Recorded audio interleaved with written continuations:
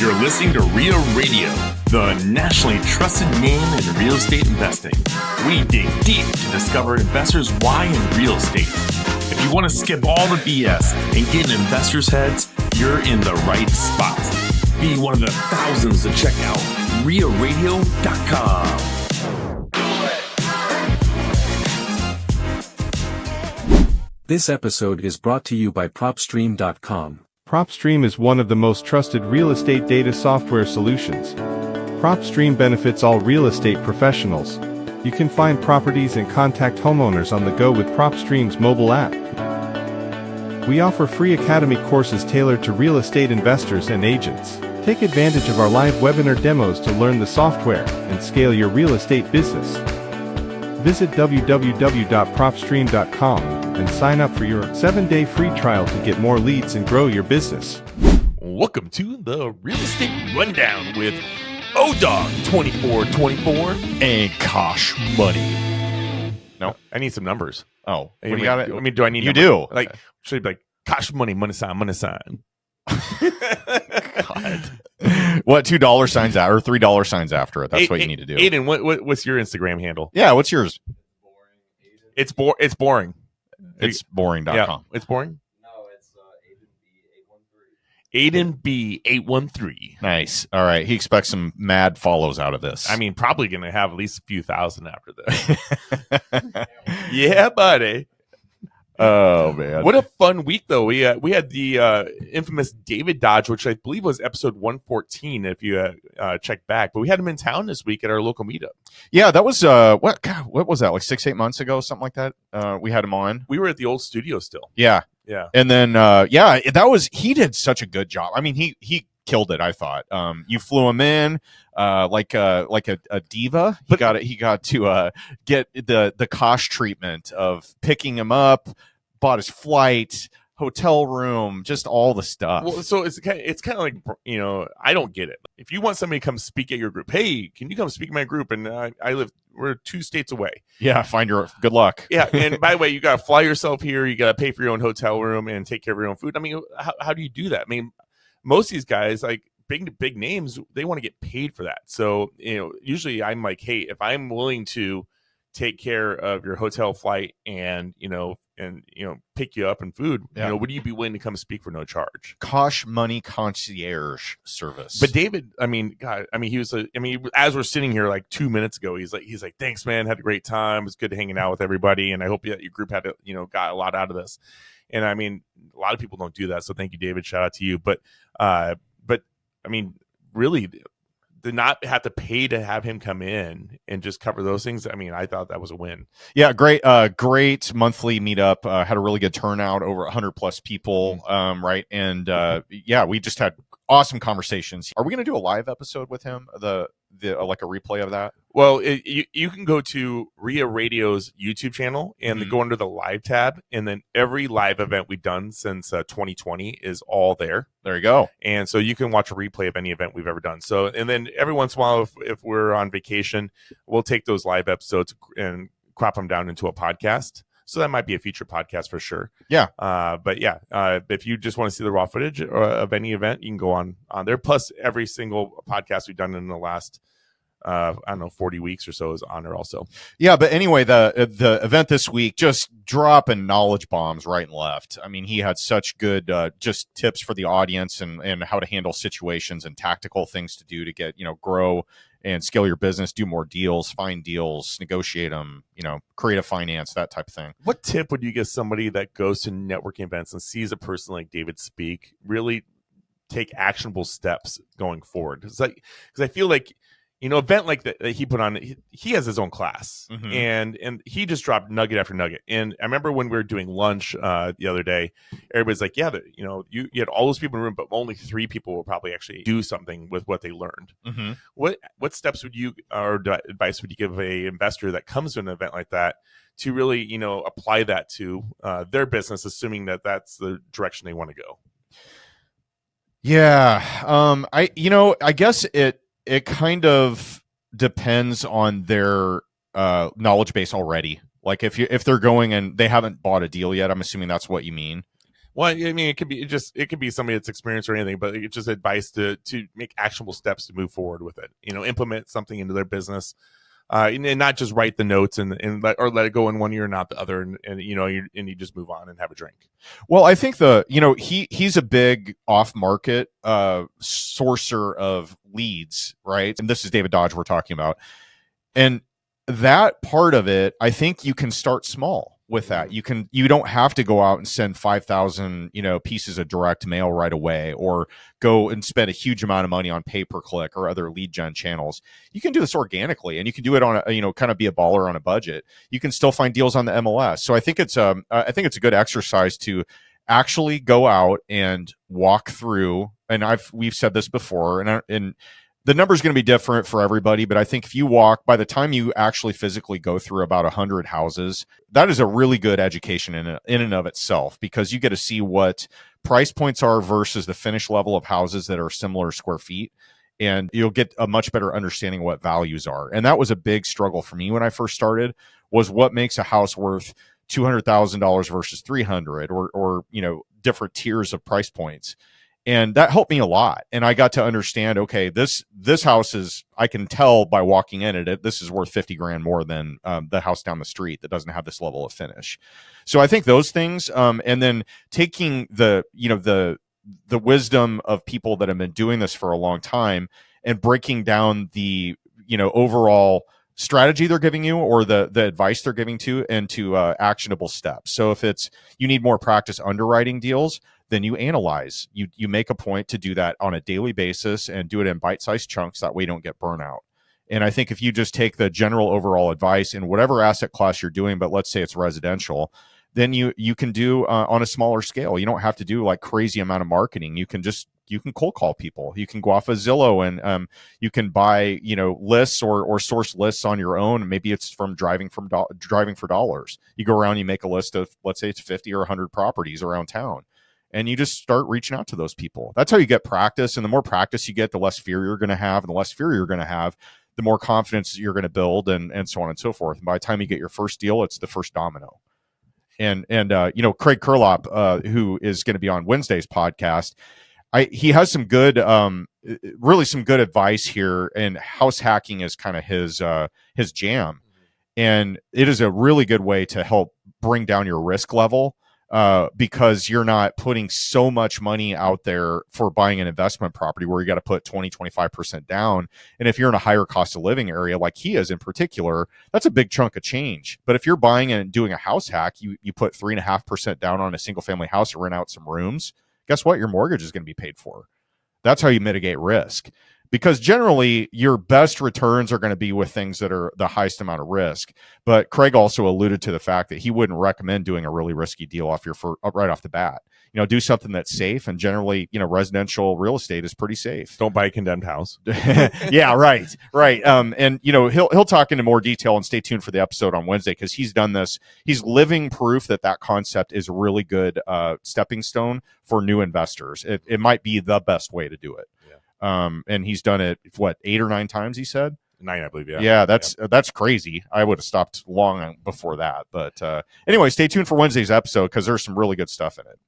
And just to kind of backtrack real quick on that question I asked you, I reflect when I go to like a Bigger Pockets events, for instance, or various other speakers that I travel to, especially. But I was like, hey, what's my plan going into this? So like I mentioned this before, like one of the Bigger Pockets events, that my whole goal was to, how am I going to grow the podcast, right? Mm-hmm. And make it better. So if you have an event that you're going to go to, and the speaker that you're going to see, and it's something that you're interested, start making your plan ahead of time of what you want to get out of it. Yeah. Also take great notes. There's slideshows generally at these events, and you can ask for those slides from the speaker or the group. So if it's my RIA group, you could email me, and then I could get those slide notes for an example. So a lot of times, a lot of people are taking pictures of those slides. Mm-hmm. If you missed it, follow up there. And then when you got your notes, pick an action step. What's the one thing in there that could change your life or your business the most? And on all your notes, and circle that really big. And then if you still have time that night before you go to bed while it's still fresh in you, how are you going to implement that into your business tomorrow? Not next week, tomorrow. Yeah. and put it in your calendar right then that you're going to do it. You mentioned the notes thing too, and I find myself guilty of this. I'll be really good at writing down a lot of notes, and I'll take kind of some main things out of that. But what I found, and everybody's got their different way that they learn, right? Some people are really visual. Some like to listen to audio versions of it. Some need both, or note taking, or whatever, right? I've always found that if I am listening and I'm writing it down at the same time, then it's sticky in my head. So I remember things a lot better when I'm writing down while I'm doing it. I don't know why that is. And I don't even really go back and look at my notes very often. Yeah, I agree. So whatever works best for you, just do it, because you go to these conferences or meetups or whatever, like Ted said. I mean, you made a good point, because it's really easy to go to these and just kind of get caught up watching the speaker, and then you have a few conversations and then you go home and then you're like, oh man, I forgot what they said, or it kind of loses its effect. It's the conference effect, because you go home and generally you're pumped up and you want to do things that are going to move the needle. And then after a while, that excitement fades a little. And if you haven't actually made plans and put things on your calendar, it's easy to lose that momentum and excitement. And then you're in the same spot you were 6 months ago. Right. I feel like that with the podcast, even like, I get some friends that give me a hard time because I listen to our podcast, when they come out. Mm-hmm. But I do that because, like, as we're interviewing, I'm always writing the next question I have. Yeah. So, I'm not always, 100% engaged like I want to be. So then I'll re-listen to it immediately when it comes out. So when I'm having those conversations with people in our circles, and I can like, oh yeah, I totally agree, or I know the answer to that. Yeah. Because you need that refresh. But I do agree when it comes to going to meetups and stuff, or not meetups, but events in general. I write a ton of notes. Yeah. And then I circle the one thing that I need to take away from that, and find out what my way to implement is. Just a little nugget to throw out to everybody. Yeah, I love it. Well, speaking of golden nuggets. This golden nugget is brought to you by Magic Door. Magic Door is the AI-powered property management platform designed to handle everything from the rent cycle to the vacancy and maintenance cycles. During the rent cycle, Magic Door collects rent, sends automatic reminders, deducts management fees, and distributes payments to owners. In the vacancy cycle, Magic Door streamlines listings, tenant applications, seamless multi-language communication, screening tenants, and converting applications into leases with one click. And for the maintenance cycle, Magic Door's AI handles everything, asking tenants key questions, assigning tasks to vendors, and scheduling repairs automatically without you getting involved. With no hidden fees, no onboarding costs, and seamless AI-powered automation, Magic Door takes care of the entire property management lifecycle so you can focus on what matters most. Where were you, man? I was gonna left me hanging. You there. did golden. I was just gonna go. I felt like I was falling off a cliff, and nobody reached to grab me there. Buddy, I'm always gonna give you a hug. Okay. Well, so this golden nugget coming at you is this was kind of interesting. I was, and you were at this, so I, as many of you know, I started a little coffee meetup group that meets weekly, although not this week that you're catching this, because it's going to be the following week. But this was out of a conversation where we were talking about home staging. Mm-hmm. And at what price points do you think it makes sense to stage a home? Actually, your mom was in attendance to this. She's all about staging. Yeah, and she had some great feedback there. And then this golden nugget today is actually Andrea Foley brought this up because we were talking about different price points and how you go about staging, how many rooms do you do, what type of stuff do you put in them. Really, really good conversation. And she mentioned that Megan Ahern, so this is kind of a nugget passed along through several people. So many name drops happening. I know. So the Tatty Investor, hashtag.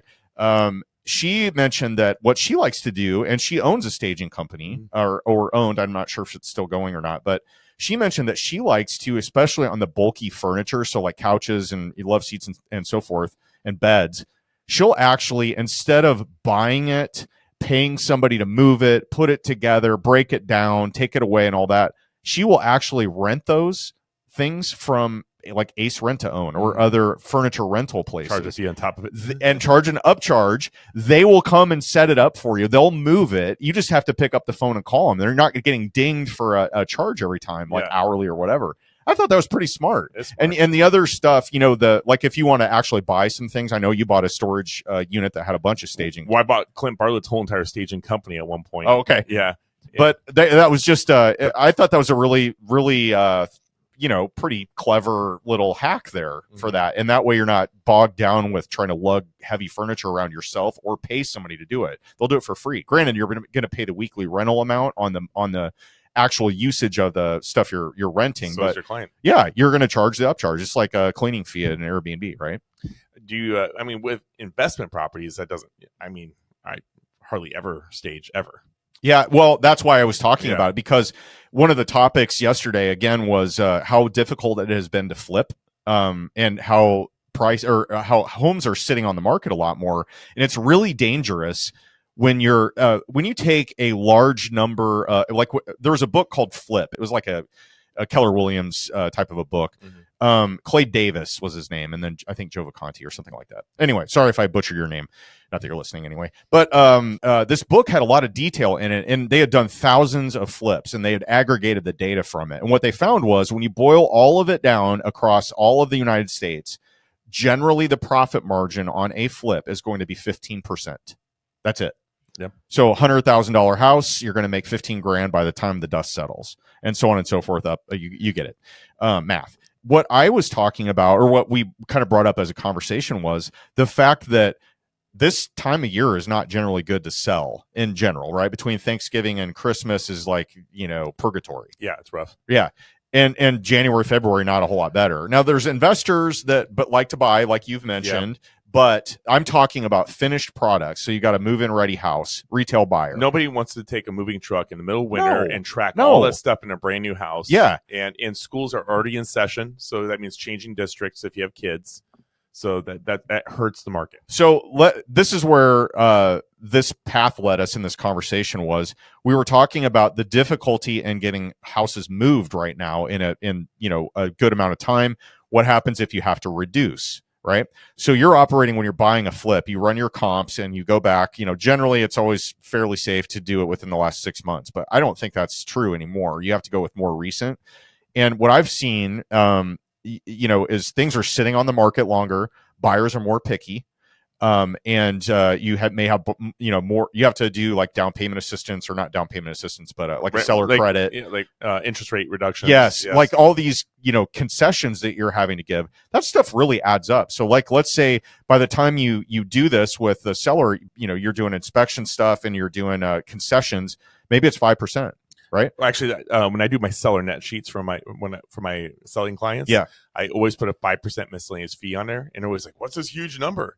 I'm like, I don't know, in case there's a hail claim or something we got to do. I mean, it's a bonus if you don't have to pay it, but at least have this expectation. Yeah, it's like your fudge number. Yeah. Like what you can be wrong by. And that doesn't take into, so that's 5%, right? Mm-hmm. So that doesn't take into account, like, your days on market are getting longer now. So when you bought the property, it's going to sit longer than you thought. So your carrying costs are going to be higher. And if it's taxes, insurance, utilities, lawn care. And if it's a flip, there's a lot of those people have hard money loans. Exactly. Yeah. And so anyway, and if you do have it listed and you reduce, or let's say you pay for staging that you hadn't budgeted before. Now, granted, you could make the argument that staging is going to get you more money, and I think that bears out in the data, but you got to be really careful, because you got a 15% margin. That is not a huge amount of margin. And if you start eroding that margin by these little things, it's like death by 1,000 cuts. Every time you reduce, you're cutting in your profit. I mean, it sucks. From what I've seen, I'm hoping that now the election is officially behind us, that things might pick up the pace a little bit more. So as of today, which is Friday, when we're recording this, the Fed had just announced another quarter 25 basis point drop in interest in the federal funds rate. So we'll see what that translates to in the mortgage markets, because this week has just really been haywire, with equities going crazy after the election announcement. And then the 10-year Treasury actually went up again, which generally is more loosely tied to the mortgage rates than the Fed funds rates is.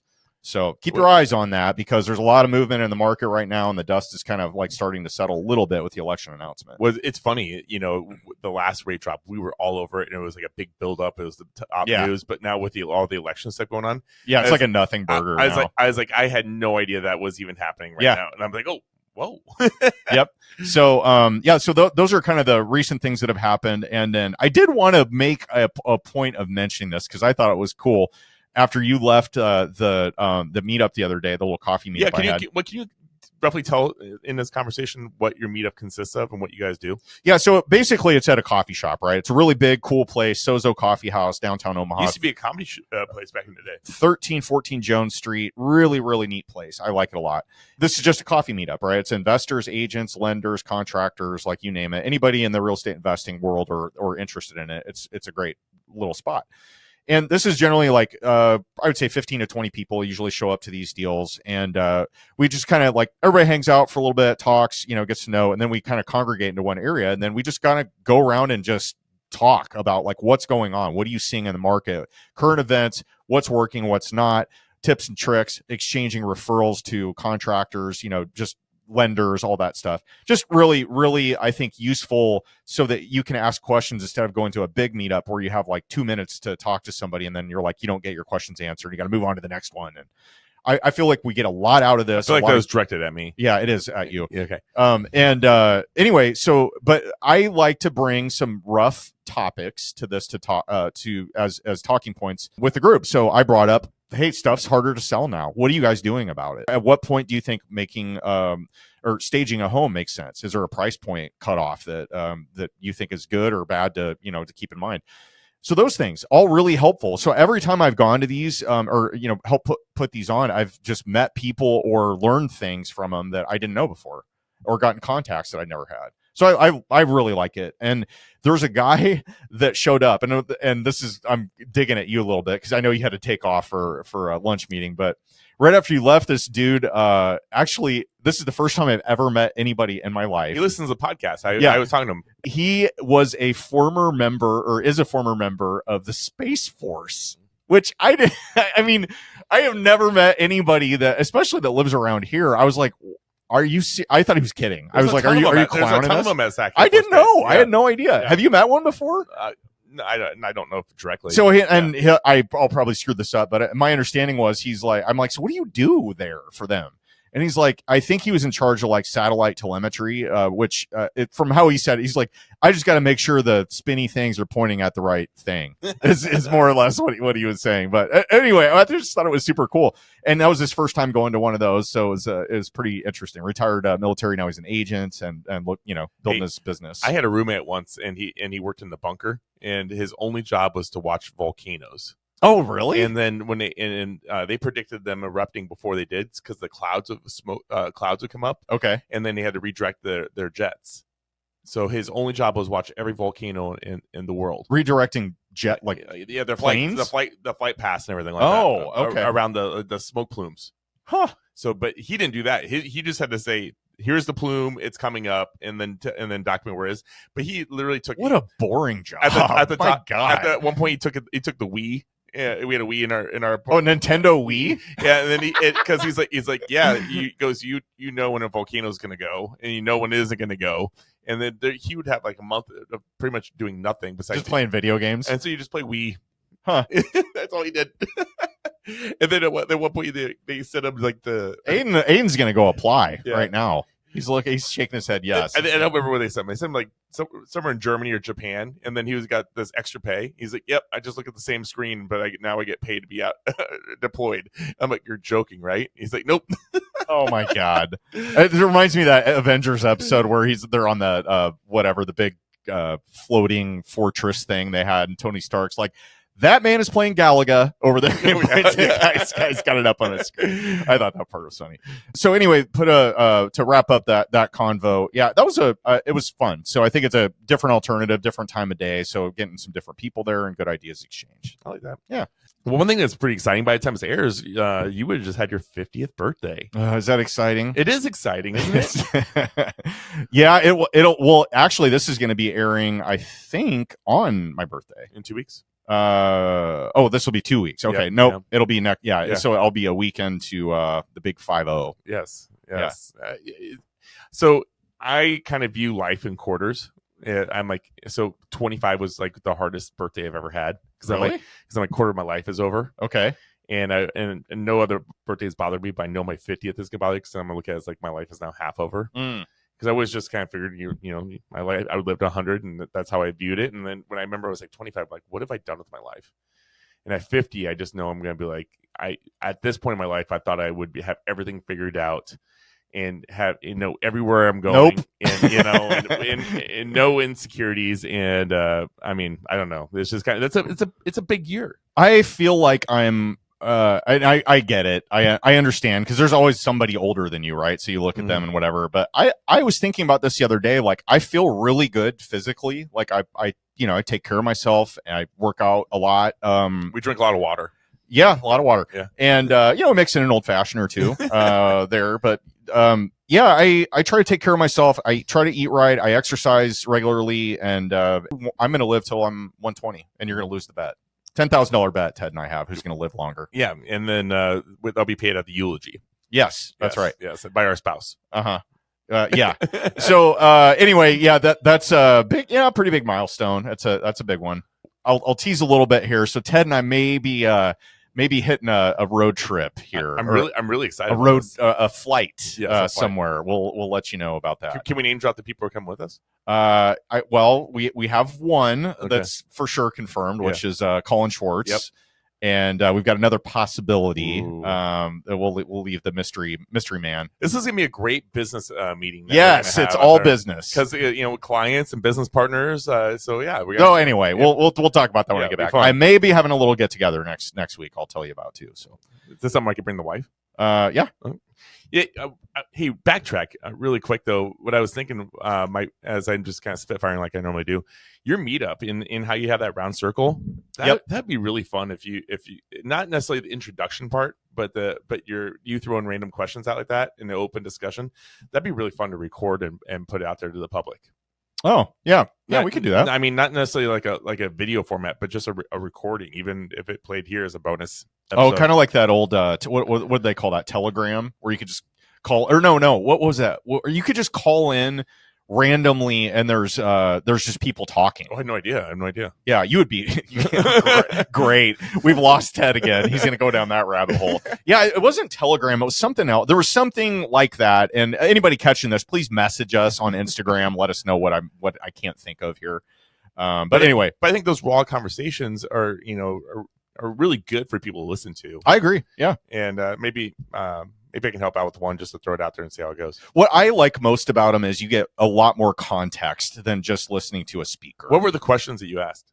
Well, I wish I had my notes with me on that, but I was talking about, the whole staging conversation. Yeah. Like, what are some other ways that you can incentivize, or you can get your properties moved? Mm-hmm. Like, something isn't selling. What are some strategies other than just dropping the price? Is there any nuggets dropped? Yeah, and it's like, make sure you invest in good pictures. And if you have something that's been out there for a while, here's one thing too, a quick tip. If you have a property that you've been working on, you finish it up, you get it cleaned, and you list it, and it hasn't sold after, say like 4 to 6 weeks, something like that, they get dusty again. Right. So it's a good idea to go back there. And you know how if a house is vacant, you walk into it and it just kind of smells like nobody's been in there in a while, like it's a little musty or something.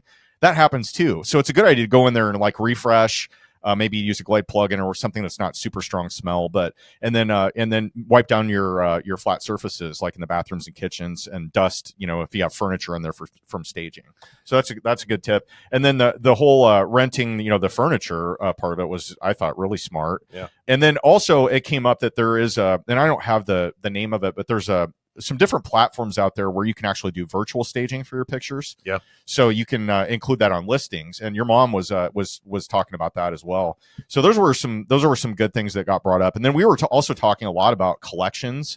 How do you deal with tenants that are not moving, or maybe they moved out and trashed your place? Maybe like Space Force guy had a basement that got flooded, and it was like, the tenants got all pissed and jacked up everything. We were talking about what's the difference from an insurance company's perspective between vandalism and just neglect, or something that's, you should have caught, or water damage or whatever. So there's just those kind of things, and we were all just giving our perspective and our experience in it. And we got, some good referrals out of it, people that can help with evictions and collections and so on and so forth. Okay, here's a question for you. I have 5 houses in this package I'm going to be listing soon. Okay. And we were going through the package and with the owner and determining what's the value of flipping it versus wholesaling, for the most part. You're saying, okay, they bought it. It needs work. Should I sell it as is? The tenant, no. So he's owned it for years, and then we had 5 vacant properties. Yep. And the tenants left them in pretty rough shape. We're looking at like, hey, I have a house right now that I'm doing that is exactly like this. But he's got his houses are a little more unique. They have brand new roofs, brand new gutters. A lot of them have new siding. They all have new furnaces. They all have new electrical boxes. Okay, so all the mechanicals are good. But the kitchens and bathrooms are just horrid. Cosmetically trashed. They have, like I said, they all have brand new windows. Yep. So, and then the tenants just left them terrible. Mm-hmm. So, I'm like, hey, you know what? If you can walk out after rehab and have a solid 20,000 you can make, then you should probably consider rehabbing this. Okay. But if you can't, for your time's sake and everything, and money isn't a massive factor, I'm like, then I would do a deep clean, just throw some fresh paint on and make sure all the lights work. Yeah, I know you always talk about the paint thing. I just think that is a really slippery slope because it makes a lot of other things look bad. And I would say these properties, the walls are just beyond terrible. Mm-hmm. And my thought was, if it just had a fresh coat of paint, some, and all the lights worked, that it just makes it, you walk in and you could feel like, oh, this is easy to make livable, or this is easy to get it rent ready. That was kind of my mentality on it. And I'm thinking like things that you can do to keep your budget, probably under 5,000. Right. And to be able to just turn it and put it back on. And what, if it doesn't sell within 30 days, you probably need to go forward with rehabbing it. Yeah, and that's the thing. So I think when you get into a situation like that where it's like, do I want to put the money into this or not? And like, what's the difference in price that I'm going to be able to get out of it? That's always an evaluation that we do every single time we buy a place. And time's money too. Time is money. So you have more holding costs the longer you hold on to a property. And you have to, there's the pain in the ass factor too. Yeah, so of course, you're going to have to manage even if you have a GC handling it, you're still going to have to manage them and do, follow-ups with them and check on progress and so forth. And it's time. Mm-hmm. So it's time, money, and then you have to look at what is the difference in profit you'd make in projecting selling it as is or close to as is versus doing a full rehab and selling it to a retail buyer. So we do that a lot. And what it comes down to a lot of times is if you're going to wholesale a place and list it so that it appeals to either somebody that's an investor or a DIY homeowner, you want to have the right things wrong with it.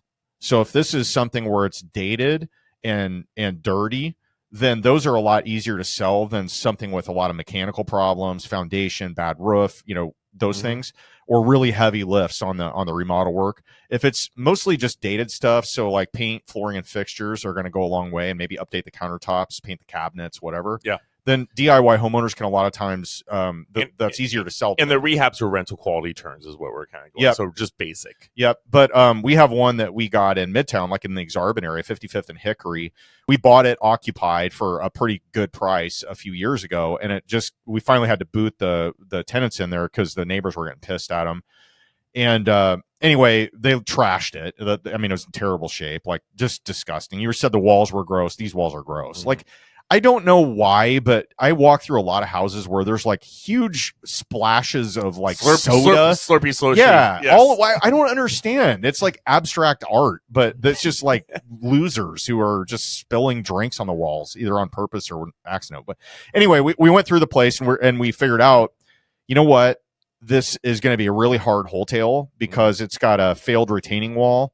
It's got some other things that are like higher dollar items. So we ended up doing the rehab, but it's sometimes a lot of times you're actually going to make more money selling it as is than you will by doing a full bore flip on it because of the risk and the time and the cost. Well, so I'm going to shout out my mom because we do all of our real estate together. She brought up a note on this house that we're looking at for a potential. It was like a 6-bedroom house, and a great, flip opportunity here.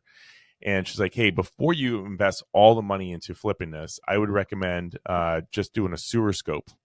because I would hate to see you go through this whole property and renovate it, and then we sell it to a traditional buyer, and then they sewer scope it, and then find out that because you have the whole backyard's full of trees, that you have roots in your sewer scope, and you need 20,000, and now you have no profit coming out of this. And now we've invested all this time, and I'm like, that's a golden nugget right there. It is, and I will say one thing For $100. This is not this is just my take on this. So this is not, I'm not telling newbies to go out and do this, but there's a lot of opportunity in houses that have a bad foundation and or a bad sewer line.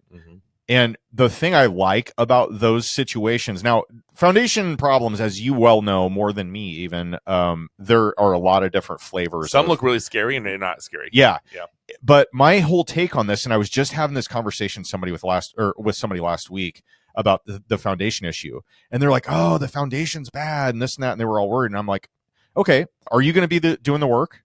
And they're like, what do you mean? And I'm like, are you going to be carrying concrete block down there, laying it and mortar and leveling it out and all that? Are you going to be jacking up the foundation wall? And they're like, well, no, I'd hire a foundation company. I'm like, so you're writing a check and that problem's going to go away, right? And you're going to have a guarantee with it. And you got to work it into your offer. Yeah. And they're like, huh, I never thought of it that way. I'm like, you are a check writer. And if you just turn that problem into a line item and you write a check for it, and now the buyer of the house, the end buyer, is going to know that problem's fixed, and it probably comes with a 25-year guarantee, then it's not a problem anymore. And you've chased off 90% of the other buyers. Exactly. And this is where I'm going with this. Yeah. And the same thing with a cracked sewer line, it will scare away 95% of the buyers out there. Same thing with a bad foundation, an obvious bad foundation. Those are big opportunities because people are like, oh, nope, I'm out. That's going to be really expensive. And that is your opportunity, because then you just become a check writer and you say, yeah, I see that is a problem, but if I sign my name here, that problem is going to go away in 1 week. Because it's not like it's going to be a 6-month process. Generally, those things, you know, they're going to knock them out pretty quick unless the entire basement is collapsed. Yeah. Right? This episode is brought to you by JM Real Estate Capital. Hi, it's Rob, JM Real Estate Capital. We're the money guys that you need to know for all your real estate investments. Talk to us. We can do what your local bank can't or won't do. We don't have millions. We have trillions with a T to lend. 844 we close, or go online, jmrecapital.com. That's jmrecapital.com. JM Real Estate Capital, smart solutions for the real estate investor. Well, if you stay tuned to episode 160 on Wednesday, you actually hear Craig Kurlop talk about his foundation issue that he dealt with and how it was hidden. And he's going to give some tips and tricks on how he got paid out of it. And then we're going to do a deep dive on how you can protect yourself out this also. Exactly. And this was an interesting, I thought, pat myself on the back here, an interesting question that I asked him about as a real estate agent, in order of preference, would he rather work with investor buyers, investor sellers, retail buyers, or retail sellers? And so stay tuned to hear what his answers are on that and why. And I thought it was a really interesting take. It was like a 15-minute conversation in general. And I actually agreed with him fully. Yeah, no, the way he described that really makes a lot of sense, because I don't know that I would have looked at it the same way, but now I understand the logic and I totally agree. I'm not going to say the order, but I might have traded the investor sellers with a traditional seller. I might have been the only swap I made with that. Yeah. So I don't know. I don't know what my preference would be, but yeah, I would think in my head I would be like, well, listings, duh. I'd rather go after listings. But then he made a good point where he's like, well, the nice thing about working with investors is they're repeat buyers, and I was like, that totally makes sense, because you got what do they say? A retail buyer is once every 7 years. Yep. And investors that are active are going to 7 be buying. a year. Yeah, they could be buying or more. Several a month. So that's the beauty of it. But it takes a special person to do that. Well, good stuff, man. We covered a lot in a little amount of time here, and I am getting to the point where these are becoming one of my favorite parts of the episodes. Yeah, I enjoy this. We always have. So, yep. So, hey, if you listen to us the first time or the 159th time, we appreciate you leaving us a 5-star review on the format that you choose to listen to. And if there's a format that you don't listen to, like I say, it's Spotify or Audible, leave it on there too, just because it helps us out and it gets this content out there to the public that really needs to listen to us. I agree. Oh, hey, one quick thing. I meant to throw this in there.